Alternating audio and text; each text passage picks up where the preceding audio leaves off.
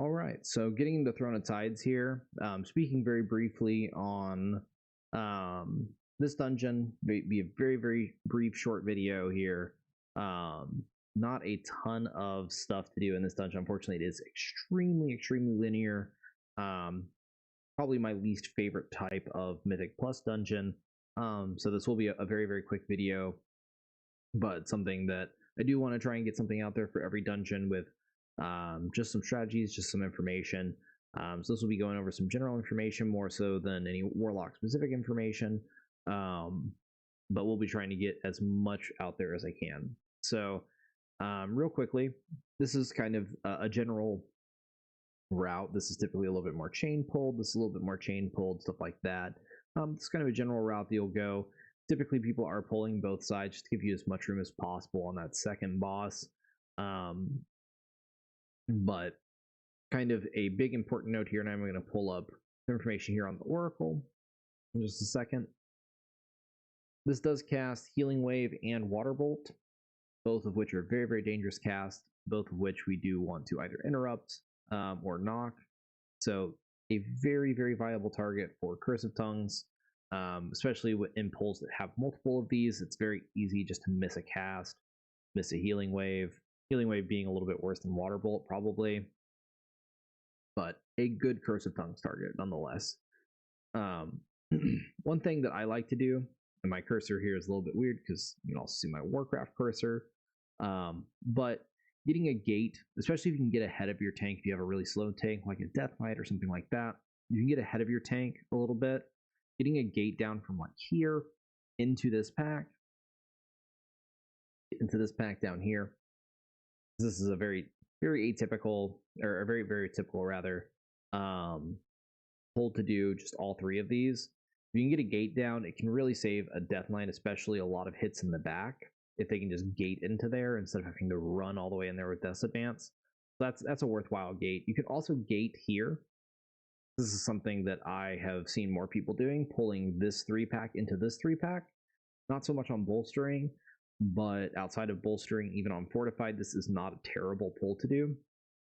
So I've been seeing more people do it. Getting a gate up the stairs into this can also save some hits in the back and also help your group LOS these two casters, because this is also two casters in this group here. So also just kind of showing off Tempest Witch. Two things here. First off, Lightning Bolt. Of course, it's a cast. They do spam cast it. Super viable target for Cursive Tongues. Costs us a single global, potentially saves several interrupts, several casts throughout this mob's life.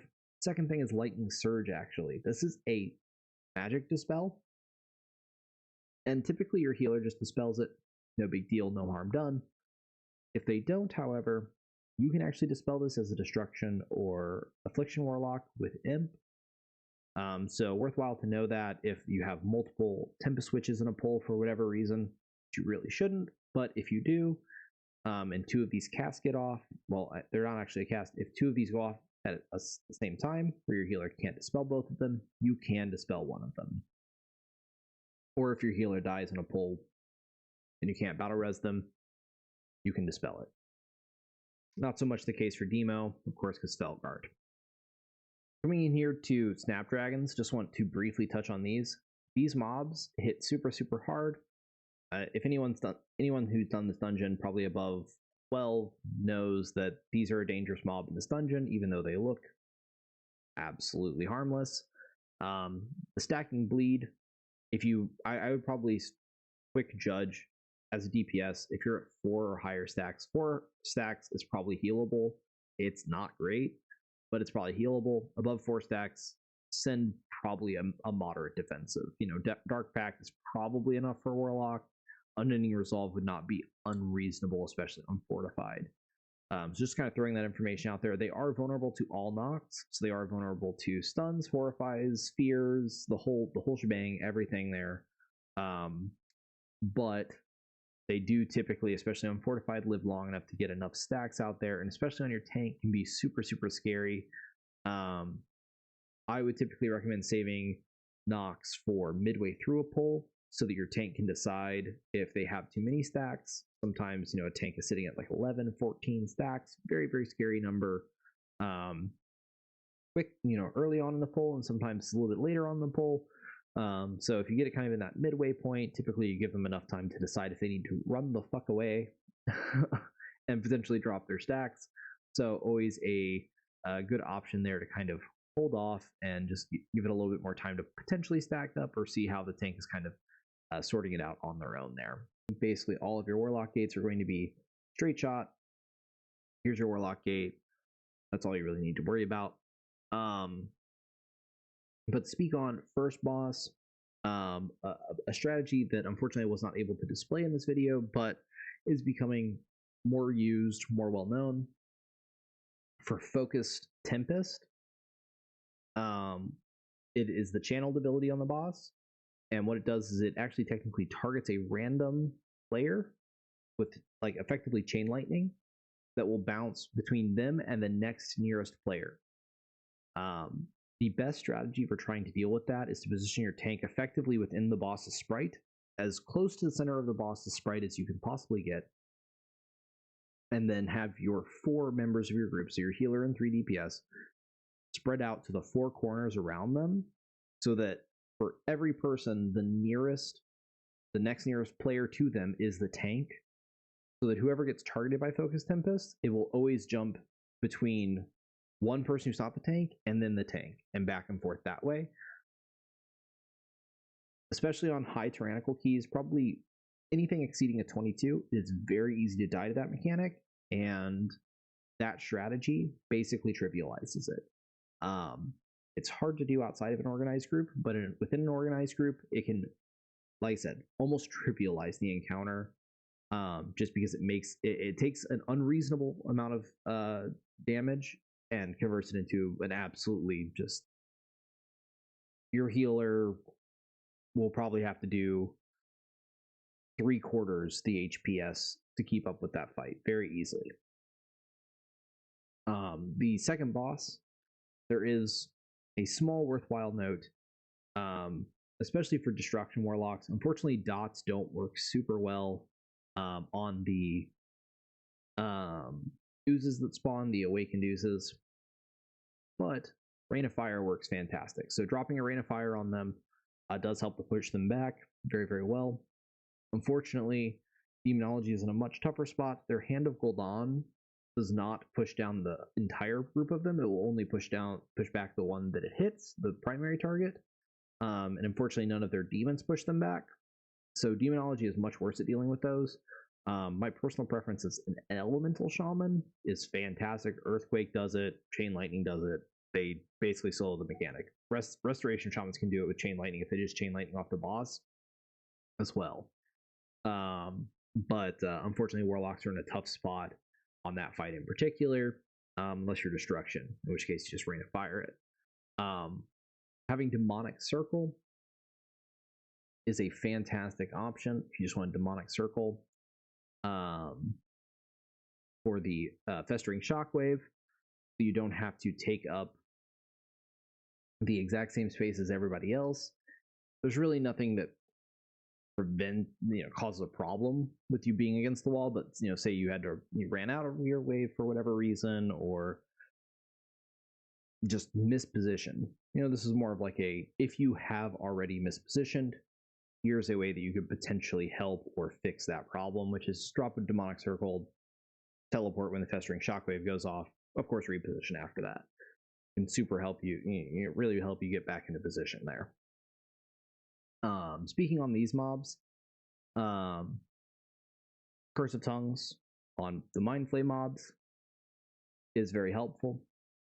Outside of that, these mobs that do cast the I believe it's a Clenching Tentacle that pulls you in and then does the Shadow Smash.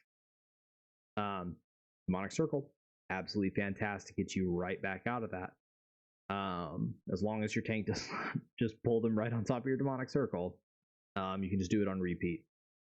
So super, super useful there. On this boss, you can actually just put your Demonic Circle back behind any of the LOS spots. Also save you some time there. A worthwhile note, the Earth Fury that happens on this boss does take a really long time to detonate. You can basically have like 3 stacks of the Earth Fury, rather than having to just run the whole time. So you can kind of stand, finish a cast, move a little bit, stand, finish a cast, move a little bit, because they take a really long time to go off. Moving on to these mobs, these are definitely going to be general strategies, very general strategies for these. Any mob containing hunters, Geblin hunters, I would recommend just sending a defensive. Just send a dark pact off the rip. Whatever your small defensive is, just immediately send it. The spell's going to take a minute. It's probably at least 25 to 35 seconds. People may or may not pull all of 16 together.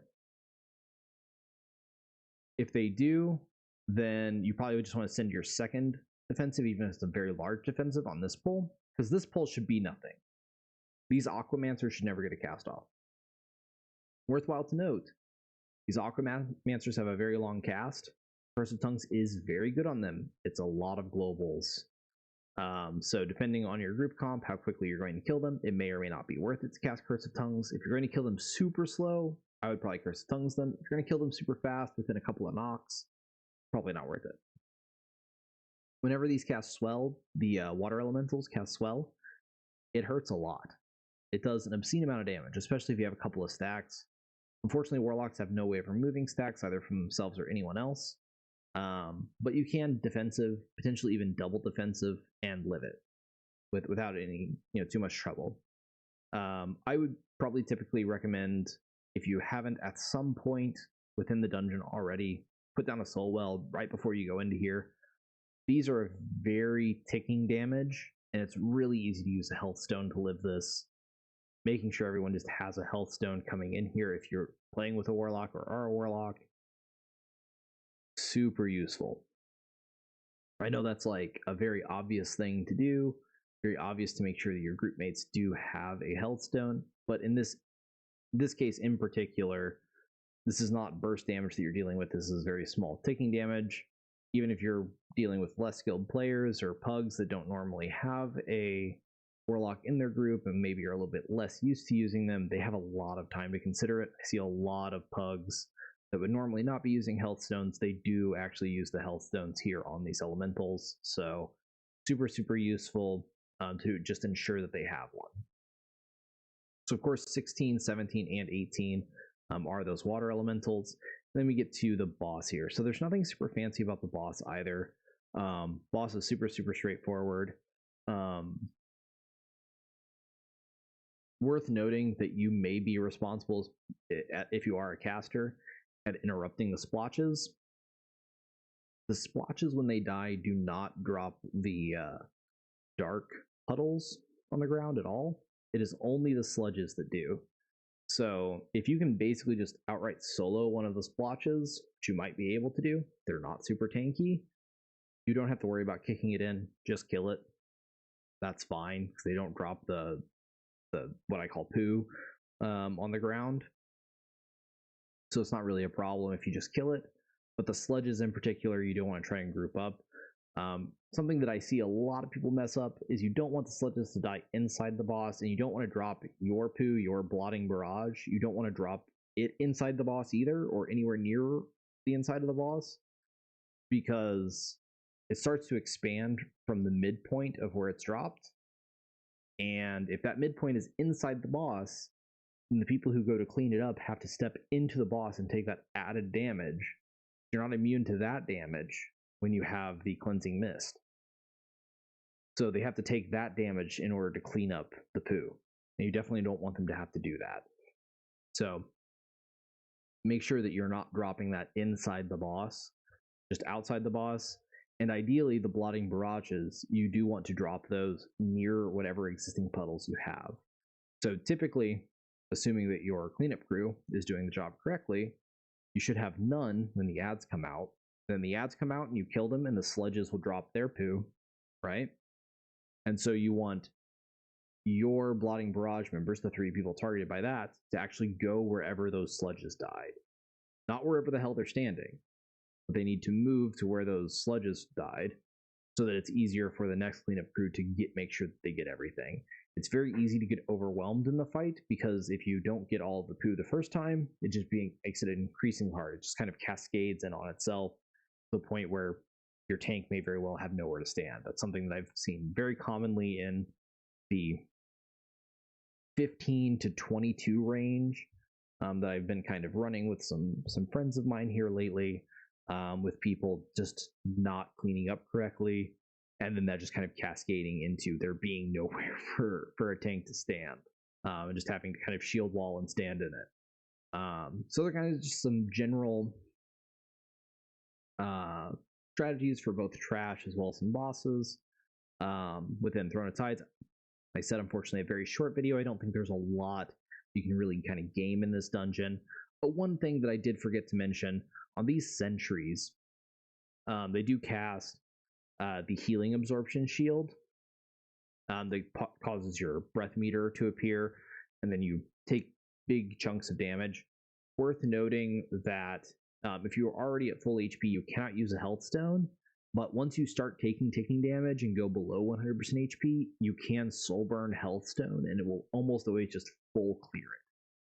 So that's a big way you can help out your healer on those pulls with those sentries. But unfortunately, there's, like I said, really not a ton you can game in this dungeon. It is super straightforward as far as I'm aware, as far as the information that I do have on this dungeon.